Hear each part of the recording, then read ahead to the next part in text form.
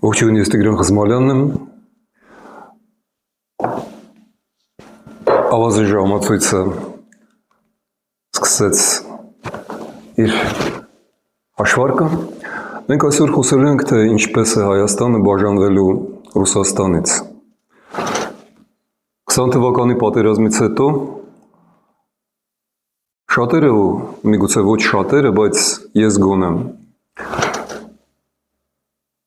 հրապարակայնորեն եթերներում, գրառումներում ասում էի, որ սկսվեց Հայաստանի ապահարզանը, բաժանումը Ռուսաստանից։ Ես սխալվեցի, ավելի ճիշտ գտնվեցի չափազանց լավատես։ Թեև մի շատ կարևոր բան տեղի ունեցավ։ 20 թվականի պատերազմից հետո ավարտվեց 200-ամյա սիրավեպը Ռուսաստանի և Հայաստանի միջև։ Ավելի ճիշտ միակողմանի սերը Հայաստանի Ռուսաստանի հանդեպ։ Եվ ես շտապեցի եզրակացնել, որ մենք կպոկվենք, կկտրենք այդ լարը, այդ փշալարը, որը կապում է մեզ որպես գաղութ, գաղութատիրոջը, Ռուսաստանին, ռուսական կայսրությանը։ Ցավոք սրտի, օրվա իշխանությունը այլ կարծիքի էր և չգտավ իր մեջ խիզախություն, խոհեմություն, հեռատեսություն, եթե իշխանությունները վարվեին այնպես, ինչպես պետք էր, իմ խորին համոզմամբ, մենք չենք կորցնի Արցախը 3 տարի անց։ Դա էլ իմ խորին համոզմունքը ու կարծում եմ ձեզնից շատերը կհամաձայնվեն։ Իսկ ով որ չի համաձայնվի, մի փոքր համբերեք, դուք դեռ կտեսնեք, որ մենք ճիշտ էինք։ Ինչևէ, ապահարզանը սկսվեց ավելի ուշ, և ապահարզանի բաժանման նախաձեռնողը Հայաստանը չէ, ավաղ ու ցավոք սրտի, Հայաստանը որպես ոչ թե ազգ հասարակություն, այլ որպես ֆորմալ իշխանություն, Հայաստանի Հանրապետության կառավարություն։ Այդպես պետք է լիներ, այդպես էր 1988 թվականին, երբ ազգը փոխելով կառավարությունը, գնալով իշխանափոխության, փոխեց նաև Սովետական միության բնույթը և տապալեց Սովետական միությունը։ Բայց խոսենք այսօրվա իրավիճակից, չընկնենք պատմական հեռուները։ Զարմանալիորեն այդ բաժանման մասին ուղիղ բառացիորեն խոսեց ոչ ավել ոչ պակաս Ռուսաստանի նախագահ, միջազգային հանցագործ ու դահիճ Վլադիմիր Պուտինը, ով մայիսի 9-ին թե 10-ին ասուլիս տալով ասաց մոտավորապես, ես միգուցե մի քանի խոսք սխալ մեջ բերեմ, բայց իմաստը բոլորդ երևի հիշում եք։ Եթե չեք հիշում, հիշեք, անգիր արեք։ Ինքը ասաց, որ եթե հայ ժողովուրդը ցանկանում է մտնել Եվրամիություն, եթե համարում է, որ դա լավ է Հայաստանի համար, ապա մենք, ռուսներս, Ռուսաստանի կառավարությունը, դեմ չենք, մենք կարող ենք ապահովել փափուկ և ինտելիգենտ, նա այդպես ասաց, ինտելիգենտ, երևի նկատի ունենալով քաղաքակիրթ, որտև ինտելիգենտը դա մի փոքր ուրիշ բան է, երևի նա ուզում էր ասել ցիվիլիզովանный, քաղաքակիրթ կերպով բաժանում ռազվոտ, ապահարզան բառացիորեն։ Կրկնում եմ, Վլադիմիր Պուտինը օրեր առաջ, ժամեր առաջ հայտարարեց, որ Ռուսաստանը պատրաստ է Հայաստանի հետ փափուկ, այսինքն առանց պատերազմի, քաղաքակիրթ, այսինքն իրավական բաժանմանը։ 200 տարի գաղութային վերահսկողությունից, տիրությունից, գաղութացումից հետո ինչ եղավ Վլադիմիր Պուտինին, հետ ինչ երազ տեսավ ռուս բռնապետը, ով ընդամենը տարիներ առաջ հայտարարում էր, որ նրա գլխավոր նպատակն է վերականգնել Խորհրդային Միությունը իր բոլոր տարածքներով, ով 1-2 տարի առաջ իր հանցակից գործընկեր Լուկաշենկոյի հետ հեգնում էր, իսկ ում են պետք հայերը մեզնից բացի,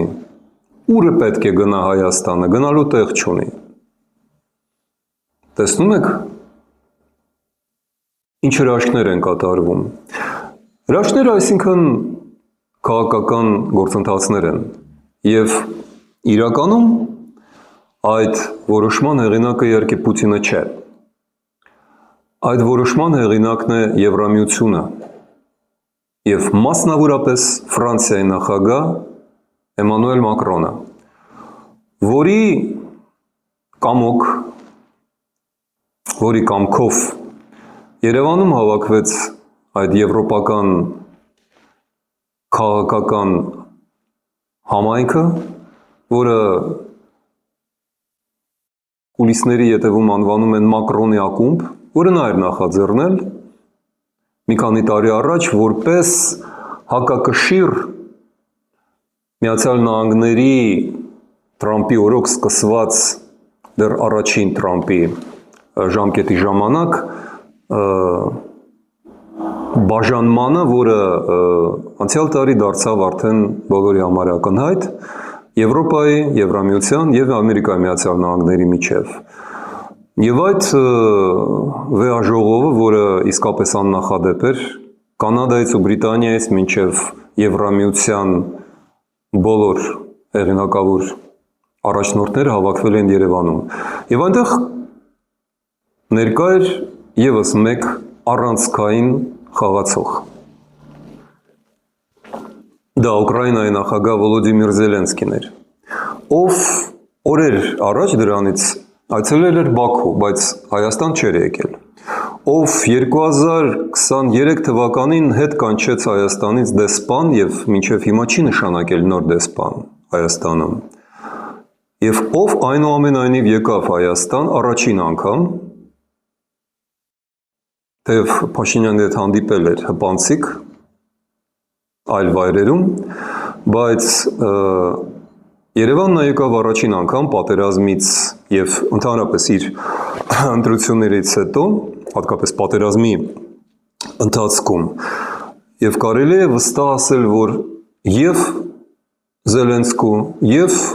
մասնավորապես շատերը դա չնկատեցին, բայց դա էլ էր շատ կարևոր և քաղաքականապես սիմվոլիկ գործողություն, Հայաստան եկավ նաև Բելառուսի ընտրված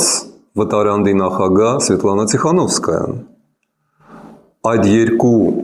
այցերը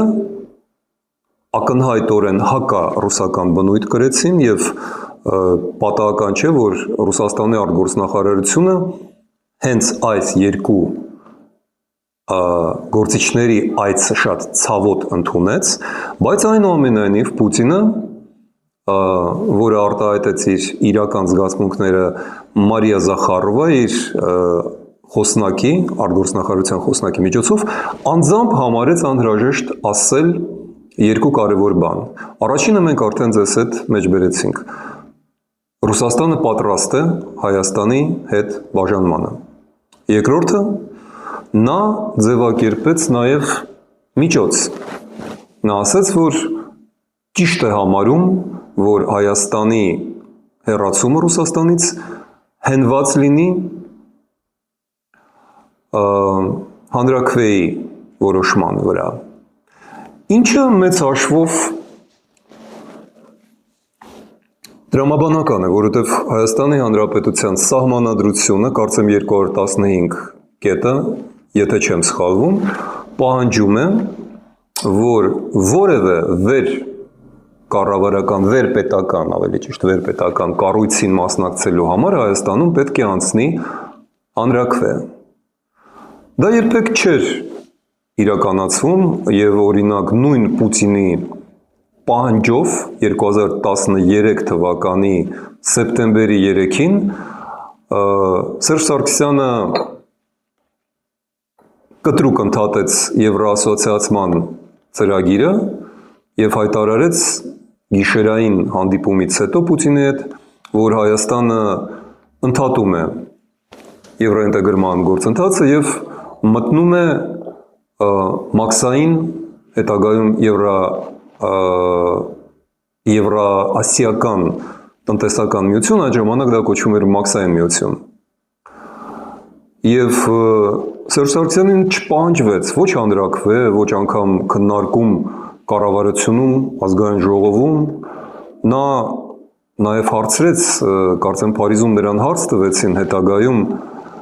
հայկական համայնքը, թե ինչպես եք դուք նման որոշում կայացրել միանձնյան, ասեց, դե ես ով մի գիշերվա մեջ չէի կարող հայ ժողովրդի կարծիքը հարցնեի, կարող էր իհարկե, դրա համար էլ գոյություն ունի հանրաքվե, բայց Սերժ Սարգսյանը չդրեց եվրոասիական եւ մնացած այդ ՀԱՊԿ, ԱՊՀ ռուսական կառույցներին միանալու խնդիրը հանրաքվեի։ Եվրամիության դեպքում Պուտինը դրեց այդ առաջարկը, որը հնչում է որպես պայման։ Դա նորություն չէ, եթե չեք մոռացել, 2024 թվականին Հայաստանի Եվրոպական կուսակցությունը առաջարկել էր ու նախաձեռնել էր ստորագրահավաք հենց հանրաքվեի համար։ Հանրաքվեի հարցը հենց այդպես էր հնչում, Հայաստանի անդամակցությունը Եվրամիությանը։ Դրա համար անհրաժեշտ էր կամ մեկ падգամավորի օրենսդրական նախաձեռնություն եւ քննարկում խորհրդարանում, բայց Նիկոլ Փաշինյանի կուսակցության մեծամասնության եւ այլ երկու պրոռուսական, ինչպես հիմա բաց ասում են նույն Պուտինը, կուսակցություններից կազմված Հայաստանի ազգային ժողովը իր մեջ չգտավ ուժ, ցանկություն, քաղաքական կամք, գեթ մեկ падգամավոր չգտնվեց Հայաստանի ազգային ժողովում, ով այդ հարցը կհամարձակվեր դնել քննարկմանը։ Եվ ստիպված մենք գնացինք օրենքի կողմից օրենսդրությամբ նախատեսված մեկ այլ բարդ, թանկարժեք, երկար, բայց օրինական մեխանիզմով։ Ըստ օրենքի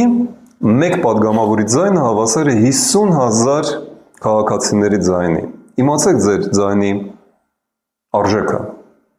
Մեկ падգամավորի մեկ 50,000-ականը։ Դա է ձեր քվեարկության արժեքը, սիրելի համաքաղաքացիներ։ Եվ մենք հավաքեցինք այդ 50 անգամ ավել մինչև 60,000 ձայները եւ հարցը կարող էր դրվել հանրաքվեի, որտեղ ինչպես խոստովանեց վարչապետ Փաշինյանը, մեկնաբանելով Եվրադաշինքի այդ նախաձեռնությունը, երբ որ արդեն հավաքվեցին ձայներ, ասեց նա, ես չեմ կասկածում, որ անհրաժեշտության դեպքում 300,000 ձայներ կհավաքեին։ Մենք կհավաքեինք եւ 500,000, ես էլ եմ վստահ դրանում։ Բայց Փաշինյանը առաջարկեց այլ ելք։ Ասեց, ինչի են գնում հանրաքվեի, միանգամից օրենք ընդունենք։ Մենք ասենք ընդունենք։ Հայաստանում օրենք կարելի է ընդունել եւ չկատարել։ Ինչպիսի նորություն։ Ամենայն դեպս մենք հպարտ ենք, որ կարողացանք ընդունել այդ օրենքը։ Միմիայն այդ օրենքի պատճառով է, որ Եվրամիությունը հավաք կազմակերպեց վեաժողով Երևանում, որովհետև հիմք ուներ։ Այդ մասին խոսում էին բոլոր ղեկավարները։ Ֆոն դեր Լայնը, Կայա Կալասը, Ռոբերտո Մեցոլան, Անտոնիո Կոշտան, այդ մասին խոսում էր Մակրոնը, այդ մասին խոսում էր Պուտինը, բոլորը խոսում են այս օրենքի մասին, որը մենք ենք նախաձեռնել, այդպես որ թող մեզ չքարկոծեն, որ դուք օրենք եք ընդունել, ընդունել ենք իհարկե ոչ թե մենք, այլ ազգային ժողովը, թեև լսումների ընթացքում ազգային ժողովի մեծամասնություն կազմող ՔՊ Փաշինյանական իշխող կուսակցությունը դեմ էր արտահայտվում դրան, բոլորը անխտիր։ Հիշում եմ, մեկ առ մեկ, համացանցում կա, կարող եք ստուգել և համոզվել։ Երկու լսումներում էլ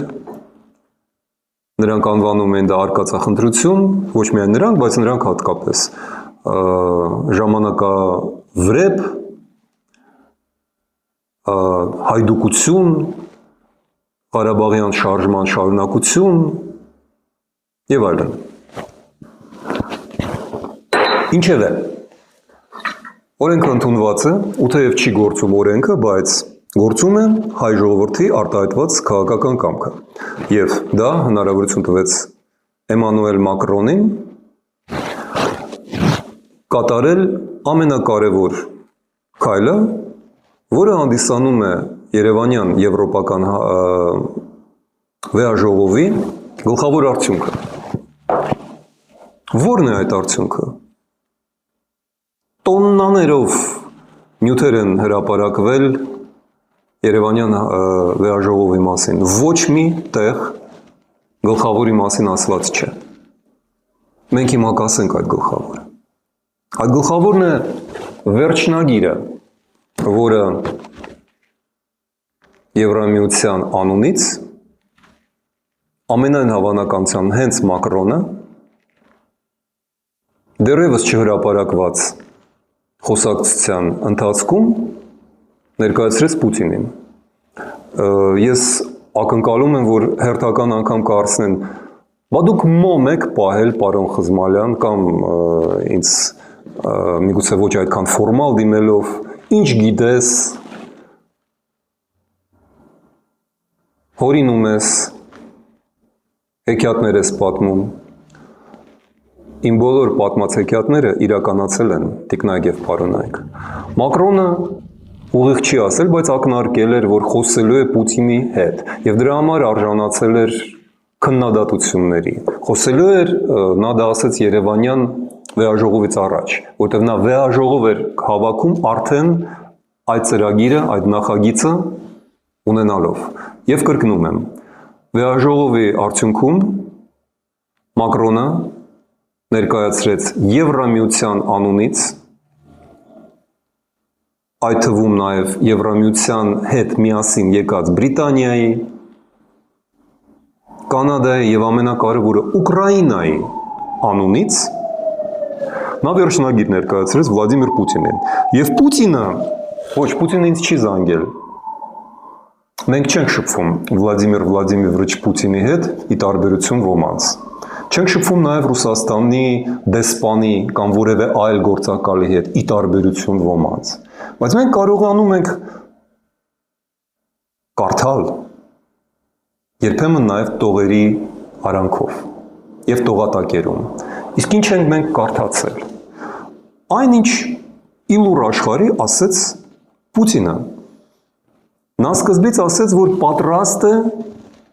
բանակցել Ուկրաինայի հետ։ Նա ասաց դա 3 տարվա, ավելի ճիշտ 4, բայց բանակցությունների մասին նա սկսեց խոսել միայն պատերազմի առաջին տարվա տապալումներից հետո, նա սկսեց խոսել բանակցությունների մասին, իհարկե ներկայացնելով անընդունելի նախապես արդեն նախապայմաններ, բայց հիմա նա բոլորովին այլ բան է երգում։ Նա արդեն առաջարկում է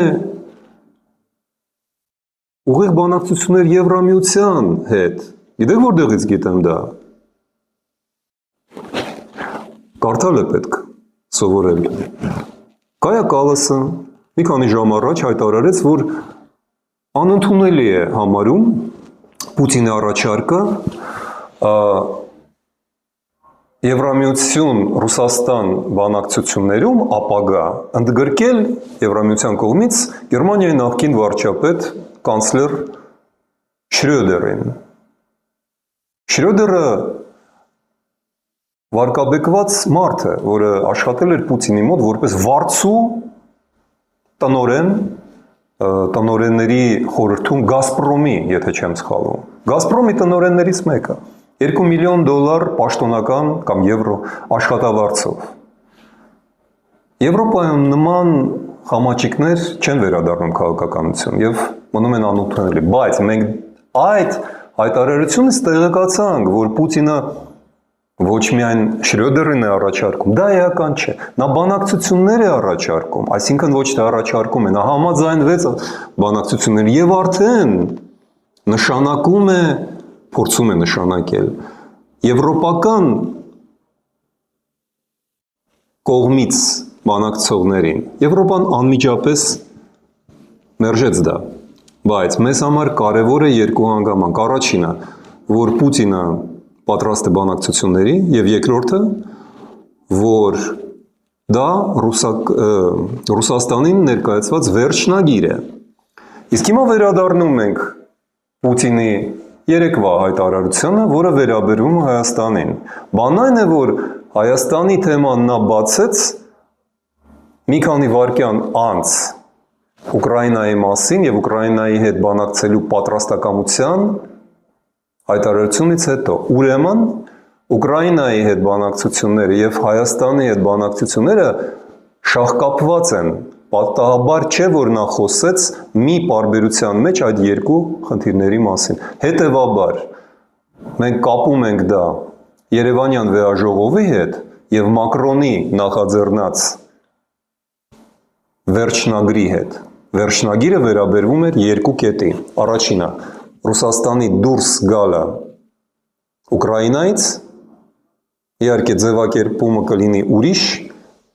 զինադադար, պատերազմի այսպես թե այնպես ընդհատում, պայմանները հետո։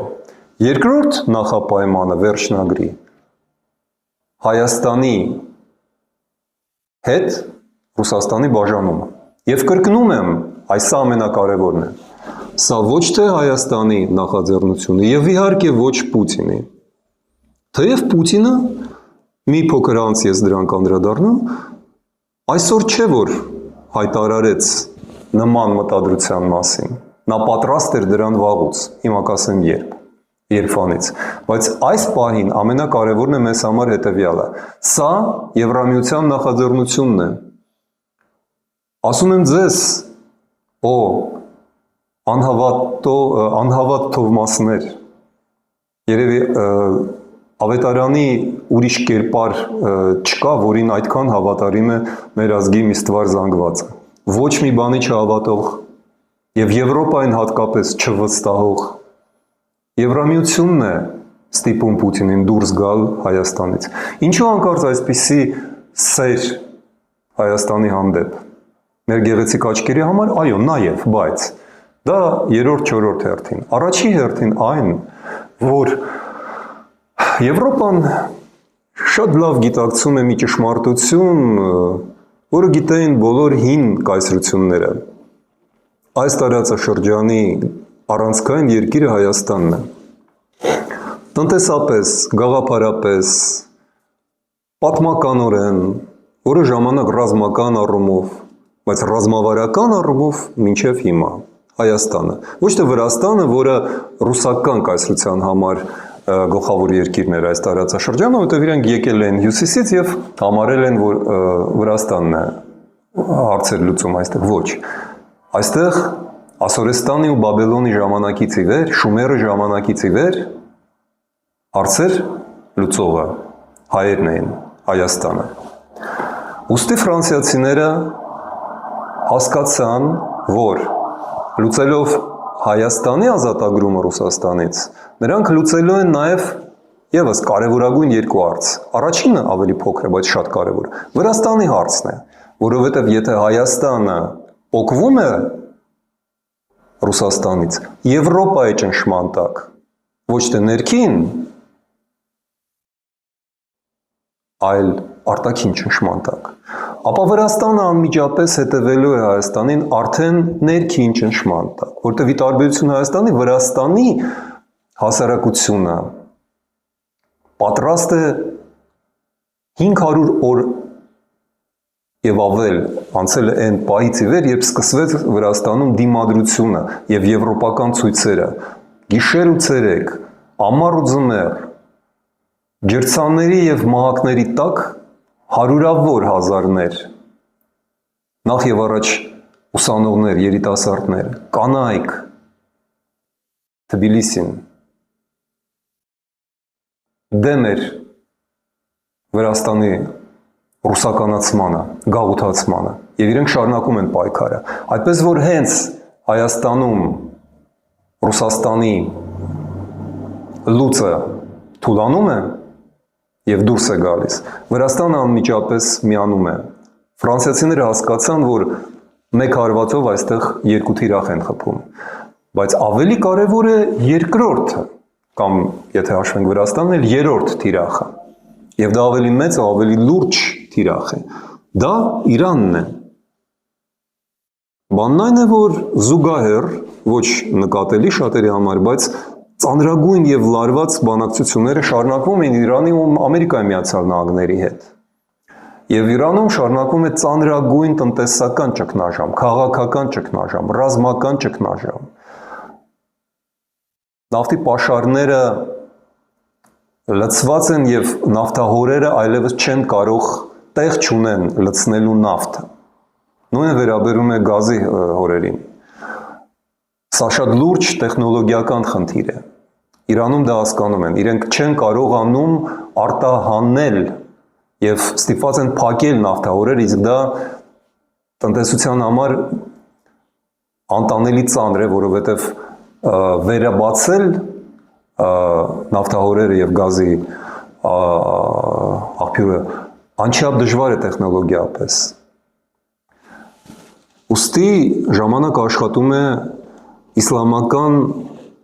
իշխանությունների դեմ, ամերիկացիները դա գիտեն, ավելի լավ գիտեն դա հրեաները։ Եվ այդ ճնշումը, շրջափակումը շարունակվում է եւ բերում է արևմուտքի համար ցանկալի արդյունքների, բայց Եվրոպայում թեև չեն խոսում այդ մասին, բայց մենք, որպես Իրանի հնագույն հարևաններ եւ բարեկամներ, հասկանում ենք մի բան. ազատագրվող Իրանը, ազատականացվող, աշխարհիկ Իրանը, հարաբերությունները բարելավվելու է նախ եւ առաջ Եվրոպայի հետ, որովհետեւ Միացյալ Նահանգների հետ հարաբերությունները, ինչպես նաև Բրիտանիայի հետ, շատ ծանր նստվածք ունեն Իրանի ժողովրդի համար։ Վերջին պատերազմը, Մոսադեքի պատմությունը, մարդիկ ովքեր ծանոթ են թեմային, գիտեն ինչի մասին է խոսքը, ստեղծել են ծանր բարդույթներ Իրանում, Միացյալ Նահանգների, միավորված թագավորության եւ սովետական միության Ռուսաստանի դեմ։ Ստալինի ինքնագործունեությունը հյուսիսային Իրանում, որը նա դարձնում էր հարավային սոցիալիստական Ադրբեջան, ոչ ոք չի մոռացել։ Այդպես որ Իրանի նախընտրությունը լինելու է Եվրամիությունը։ Իսկ Ֆրանսիան ու նաեւ Գերմանիան ունեն հսկայական համագործակցության ներուժ Իրանում։ Այդ մասին մենք առանձին խոսել ենք, չծավալվենք այդ ամենի վրա։ Այդպես որ Ֆրանսիայի նախաձեռնությունը, Մակրոնի նախաձեռնությունը, որը նա հանդես է բերել իր նախագահության վերջի տարում, որտեղ 1 տարի անց նա այլևս նախագահ չի լինելու, նա սպառել է իր 2 ժամկետները, ճակատագրական կարևորություն ունեն Հայաստանի համար։ Եվրոպան փորձում է օգնել Հայաստանին ազատագրվել եւ դրանով փորձում է ազատագրել ողջ տարածաշրջանը։ Ահա ինչի համար էր հյուսիս-հարավ ճանապարհը, որը 10 տարուց ավել Եվրոպան ֆինանսավորում էր 2.5 միլիարդ դոլար ներդնելով, կներեք 2.5 միլիարդ եվրո ներդնելով։ Դրան գումարած եւս 2.5 միլիարդ եվրո SEPA ծրագրին, որը համապարփակ տնտեսական ու նաև քաղաքական համագործակցության ծրագիր էր, որը Հայաստանը մինչև հիմա չի ավարտել, չի կատարել, թեև այն 9 տարի առաջ էր ստորագրվել ամբողջ Եվրոպական միության կողմից, անգամ Բրիտանիան, որը դուրս էր գալի Եվրամիությունից, դուրս գալուց առաջ վավերացրեց իր խորհրդարանով ՍԵՊԱ-ն Հայաստանի համար։ Բայց մեր ապերախտ կառավարությունը ոչ Սերժ Սարգսյանի օրոք, ոչ Նիկոլ Փաշինյանի օրոք չկարողացավ օգտվել կամ չցանկացավ օգտվել այդ հնարավորություններով։ Հիմա Եվրոպան անում է եւս մեկ փորձ։ Կրկնում եմ, սա ճակատագրական է, որովհետեւ 1 տարի անց Մակրոն չի լինելու։ Նա փոխարինվելու է, նրա կուսակցությունը արդեն պարտվել է դեռ 24 թվականի ամռանը եւ այնտեղ շատ դժվար կոալիցիա է, որը բավական փխրուն է։ Հիշում եք, քանի վարչապետ փոխվեց վերջի տարվա ընթացքում։ Մակրոնը չի ուժեղանում, նա թուլանում է։ Եվ այստեղ պետք է հիշել մեր դառը փորձը Միացյալ Նահանգների նախավերջին նախագահ Բայդենի հետ, որի տարիներին Հայաստան ուներ նույնպես փայլուն հնարավորություններ, բայց միայն վերջին իր իշխանության վերջին շաբաթվա ընթացքում ստորագրվեց ռազմավարական համագործակցության պայմանագիր, որը այլևս չուներ այն ուժը, այն նշանակությունը եւ չիրագործվեց, որտեվ Թրամփը շատ սառն է մեղմ ասած վերաբերվում Բայդենի օրոք որևէ պայմանագրի կնքված եւ փոխարինեց այն Թրիփով։ Թրիփի մասին այսօր չխոսենք, ես համարում եմ, որ հյուսիս-հարավ ճանապարհը, եվրոպական ճանապարհը շատ ավելի, եթե ոչ միակ բարենպաստ նախագիծ է Հայաստանի տնտեսության եւ քաղաքական ինքնության, ինքնուրույն քաղաքականություն վարելու համար, մեր պետականությունը պահպանելու եւ ամենակարևորը մեր երկրի անվտանգության համար, ոչ թե Թրիփը, այլ հյուսիս-հարավը։ Բայց դրա մասին էլ հիմա չխոսենք։ Երկրորդ հանգամանքն է այն, որ Մակրոնից հետո Ֆրանսիայում իշխանության են գալու ծայրեղաչ ուժերը, կարծում եմ Բարդելան, Լեպենի կուսակցությունից, նա է լինելու մեր հաջորդ գործընկերը Ֆրանսիայում, եւ թեև, ավելի ճիշտ, Ֆրանսիայի քաղաքական ուժերը հիմնականում չի ասի հայամետ են, բայց հակահայ չեն, սակայն մենք այլևս չենք ունենա Էմանուել Մակրոնի պես, կամ Սարկոզիի պես, կամ Շիրակի պես հավատարիմ դաշնակիցներ, որովհետև փոխվում է ոչ միայն Ֆրանսիան, փոխվում է ողջ Եվրոպան, բոլորը գնում են դեպի աճ։ Մերցը, որը դառնում է գնացող Մակրոնի դեպքում բացակայությամբ Եվրոպայի գլխավոր քաղաքական գործիչը, իսկ Գերմանիան դառնում է փաստորեն նաև ոչ միայն տնտեսական, այլ նաև ռազմական գերտերություն Եվրամիության առանցք դառնալով։ Գերմանիան 1 տրիլիոն եվրո է ծախսում առաջիկա տարիներին վերակառուցելով իր բանակը։ Բունդեսվերը դառնում է աշխարհի ուժեղագույն բանակներից մեկը։ Եվ եվրոպական նոր բանակի Եվրոնատոյի առանցքը, Ուկրաինայի հետ միասին, Լեհաստանի հետ միասին, եւ հավանաբար առանց Թուրքիայի, եւ հավանաբար առանց Միացյալ Նահանգների։ Այս պայմաններում Հայաստանը ունի շատ քիչ ժամանակ եւ շատ նեղ քաղաքական միջանցք խուսանավելու համար։ Ավելի կոնկրետ ասենք, այդ ժամանակը եւ տարածությունը գրեթե չկա։ Երբ որ ես ասում եմ, որ սա մեր վերջին շանսն է, ես չէի չափազանցնում։ Այո, Մակրոնը տվեց մեզ վերջին շանս, ավելին, նա արեց ավելին, քան մենք սպասում էինք։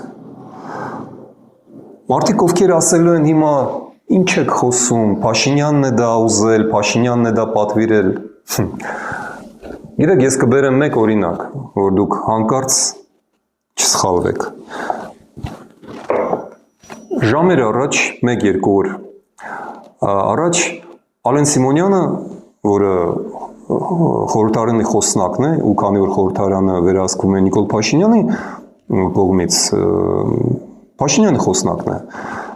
խոսում էր Կոնստանտին Էգերտի հետ։ Էգերտը կարծեմ Deutsche Welle-ի կամ Ազատություն այդ երկու գործակալություններից մեկի բավական հեղինակավոր ռուսախոս լրագրող է։ Այդ հարցազրույցը հրապարակված է։ Թեև ես ուշադրություն դարձրեցի, որ այնտեղ կեղծիքներ են հայտնվել անմիջապես։ Կեղծիք համար 1 եւ ամենակարևորը։ Էգերտը հարցրեց Ալեն Սիմոնյանից. երբ եք դուք Հայաստանը ազատվելու ռուսական 102-րդ բազայից, ռազմաբազայից։ Եվ Սիմոնյանը անսպասելի ագրեսիվությամբ հարց տվեց, հակադարձեց. իսկ ինչու է դա ձեզ այդքան հետաքրքրում։ Էգերտը զարմացավ, ասեց. խնդիրը այն չէ, որ ինձ է դա հետաքրքրում, դա պետք է որ հայ ժողովրդին հետաքրքրի։ Սիմոնյանը փորձեց փապկեցնել պատասխանը եւ ասեց. դե գիտեք, մենք այսպիսի քաղաքականություն ենք վարում, որ եւ այստեղ է, որ եկել է երկրորդ կոպտագույն սխալը լեզվի սայթակում, ըստ Ֆրեյդի, ինչպես ասում են հոգեբանները, երբ որ նա հանկարծ չափազանց անկեղծ պատասխան տվեց։ Եվ այդ պատասխանը դարձրեցին պաստառ կեղծիքով։ Ես հիմա տեսնում եմ Ալեն Սիմոնյանի պատկերը եւ տակը գրված է. Հայաստանը երբեք չի մնա կամ չի լինելու Ռուսաստանի սապոգի տակ։ Ալեն Սիմոնյան, փայլուն, հոյակապ, երազանք։ Խաչատուր Աբովյանը լացում է անկյունում, էլ ինչ ռսի օրհնված ոդկը եւ այլն մեր լիս աշխարհում։ Ալեն Սիմոնյանը ասեց, մենք չենք լինելու ռուսի սապոգի տակ։ Բայց իրականում Ալեն Սիմոնյանը մի փոքր այլ ձևակերպում տվեց։ Բառացիորեն, եթե այդ կեղծիքները մի կողմ դնենք, նա ասեց հետեւյալը. Հայաստանը երբեք չի լինելու Ռուսաստանի կամ Ֆրանսիայի սապոգի տակ։ Եվ սա փոխում է իրավիճակը։ Նախ եւ առաջ տիկնայք եւ պարոնայք, դուք գոնե գլուխ մի գովացեք, որ սապոգի տակ չեք եղել։ Հենց դուք լավ էլ եղել եք եւ մնում եք սապոգի տակ։ Ուրիշ հարց է, որ ռուսական սապոգի գաղափարը, կոնցեպցիան, տեսլականը, սիմվոլը եւ դրա մարմնավորումը մինչև հիմա հենց այդ 102-րդ բազայով եւ ՖՍԲ-ի զորքերով եւ տնտեսության մեջ Ռուսաստանի գերակայությամբ եւ ԱԾ-ի,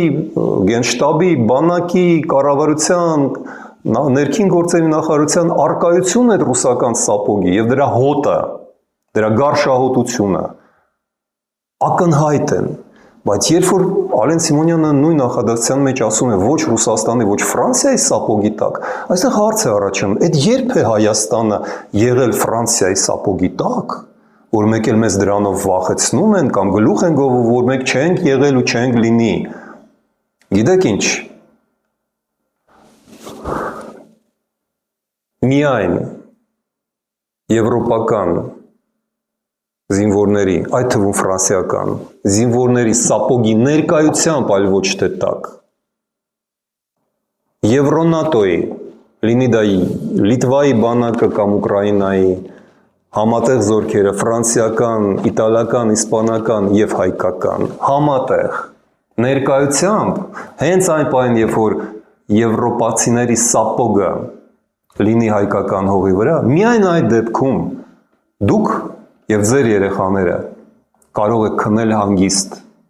որովհետեւ դա կնշանակի, որ ոչ ռուսական, ոչ թրքական ու ադրբեջանական սապոգ այստեղ չի լինի։ Եվ արդեն 2022 թվականի նոյեմբերի 6-ից, եթե ճիշտ եմ հիշում, Եվրամիության դիտորդական առաքելության տեղակայունից հետո միայն ընդհատվեց հայասպանությունը մեր արևելյան սահմանում։ մեր զինվորներին այլևս չէին սպանում, օրնիբում, երբ որ Փաշինյան ասում է մենք խաղաղություն ենք բերել, այդ երբ եք դուք բերել խաղաղություն, 2020 թվականին, 21 թվականին, 23 թվականին, ոչ, խաղաղություն Հայաստան բերեց անզեն, սկզբից ընդամենը 40 հոգուց բաղկացած, իսկ հիմա 200-ից մինչև 400 ծավալը հասցվող Եվրամիության դիտորդական առաքելությունը։ Նրանք են դրել Ադրբեջանը անելանելի վիճակում, ահա ինչու Ալիևը շարունակում է հոխորտալ, երեք ընդամենը կրկին խոսեց այդ եվրոպացիները կփախչեն, հենց մենք մի կրակոց արձակենք, լուրջ, փորձեք ձեր բախտը, Էֆենդի Ալիև, մի կրակոց արձակեք եվրոպացիների ուղղությամբ և տեսեք, արդյոք Իտալիան շարունակելու է գնել ձեր նավթն ու գազը, թեև դա 2/3-ով ռուսական նավթն ու գազը, որը դուք խառնում եք ու անվանում եք ադրբեջանական ու ծախում եք ռուսական գազը Թուրքիայի միջոցով Եվրոպային, արդյոք Եվրամիությունը թույլ կտա ձեզ շնչել, թե պատժամիջոցներով մի շաբաթվա մեջ կբերի ծնկի և կտապալի ձեզ ձեր գազով ու նավթով, սեփական և ռուսականով հանդերձ։ Ես վստահեցնում եմ ձեզ, որ այս ամենը ներքին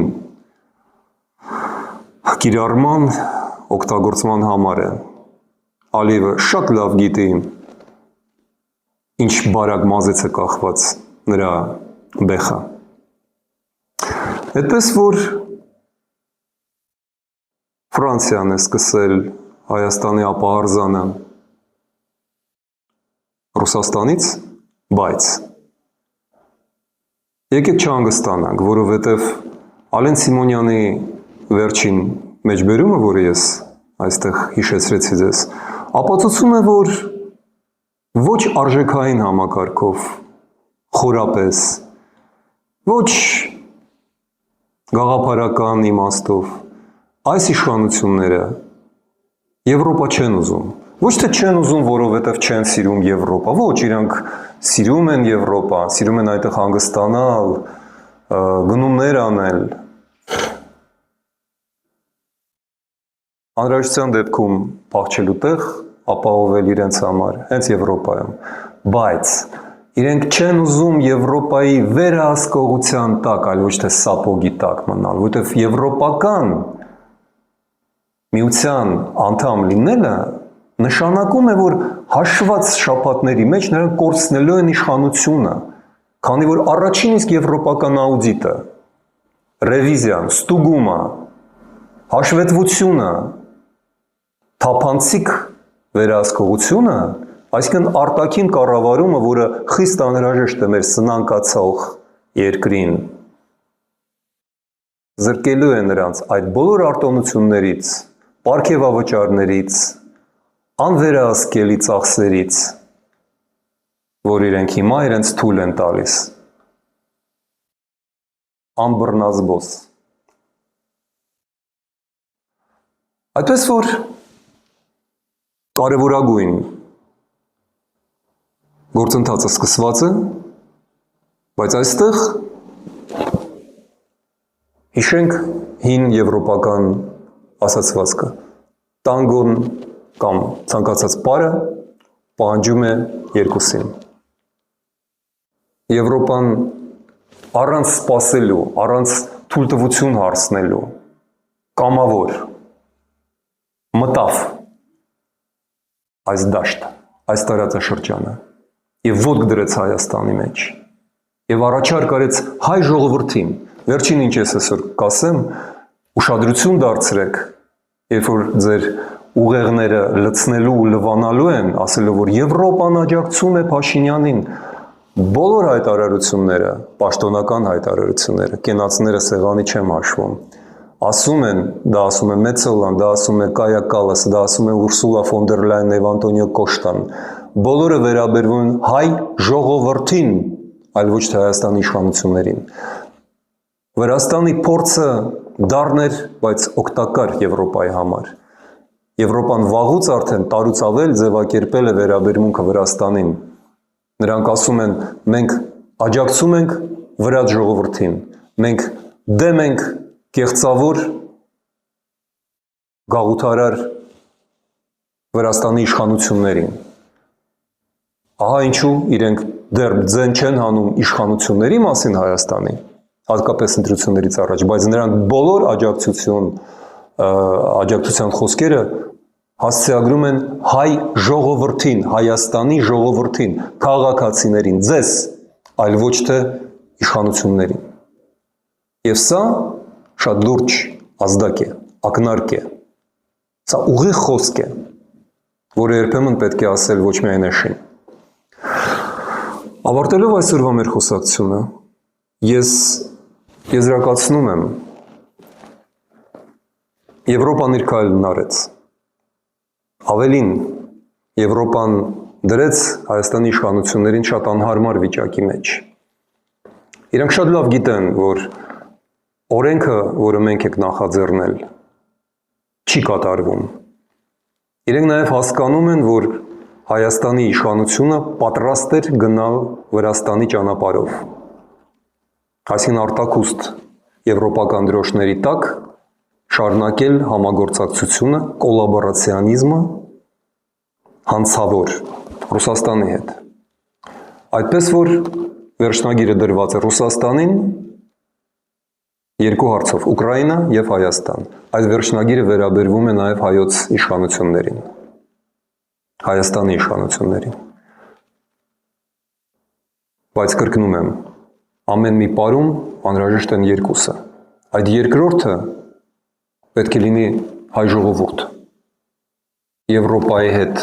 որևէ բան կարող է ծնվել միայն սիրուց։ Հայ ժողովուրդը բեղմնավորում էր Եվրոպային հազարամյակներ շարունակ, Եվրոպան դա շատ լավ գիտի։ Եվ ես կրկնում եմ, Սիքստինյան կապելլա, հիշեք, Միքելանջելոյի հայեղ դատաստանի կենտրոնական որմնանկարը, Աստվածը իր ձեռքը մեկնում է Ադամին եւ ամեն ինչ սկսվելու է այն պահին, երբ որ Ադամը ուժ կգտնի իր մեջ եւ իր մատը կպցնելու է Աստծո մատին։ Այս շարժումը պարզել ցուցամատը դա հայ ժողովրդի պարտքն է։ Ձեր կամքը, ձեր ցանկությունը ապրել մարդավարի, հայավարի, եվրոպական ձևով։ Դա է անհրաժեշտ Եվրոպային եւ Հայաստանին նախ եւ առաջ։ Բաժանորդագրվեք, վիճեք, համաձայնվեք, գրեք ձեր կարծիքը, հարցեր տվեք, տարածեք այս նյութը։ Ամեն ինչ դեռ շարունակվում է։ Լավ շաբաթ ձեզ, ցտեսություն։